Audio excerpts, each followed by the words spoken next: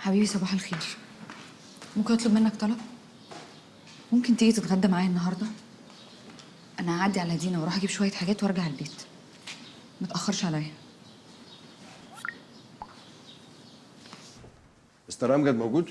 موجود في مكتبه يا فندم. انا جهزت لك كل الملفات اللي محتاجه امضه حضرتك عشان ارفعها عندي. اتفضل.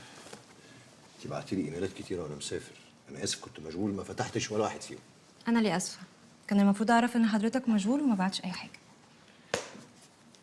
همضي لك عليها وابعتها لك كمان شويه. عن اذنك. اتفضل. حبيبي اللي وحشني والدنيا مظلمه من غيره. طب والله لسه سائل عليك دلوقتي. الحمد لله على السلامه يا حبيبي. الله يسلمك. وحشني جدا وانت كمان قوي. انا سامع انك عامل شغل جامد قوي في اليومين اللي فاتوا دول. ما انا عندي بلاوي عايز احكيها لك. خلاص خلينا نحضر الاجتماع مع المهندسين وبعدها عندي مشوار صغير اخلصه وارجع لك واخر النهار نقعد نرى زي ما احنا عايزين. طب يلا بينا.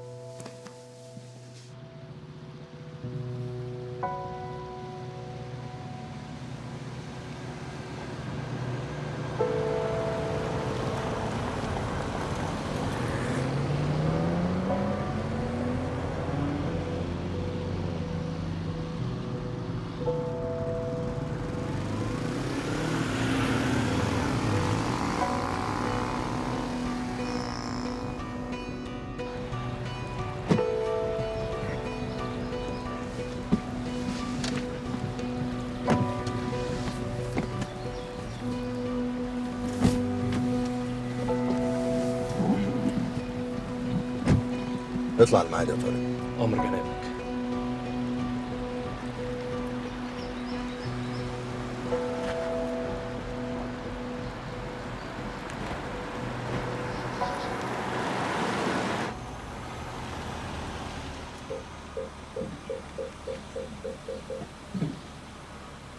الحمد لله على السلامه يا ست.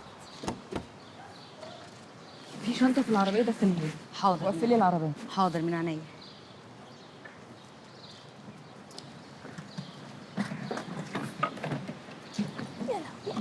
تشتغل قوي.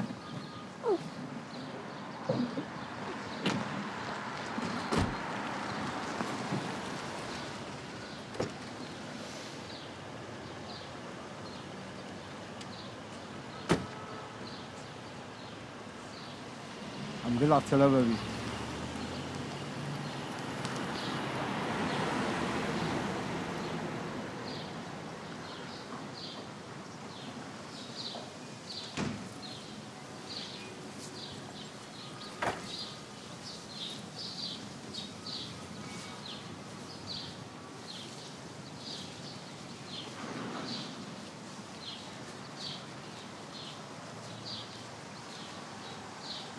راح فين يا فندم؟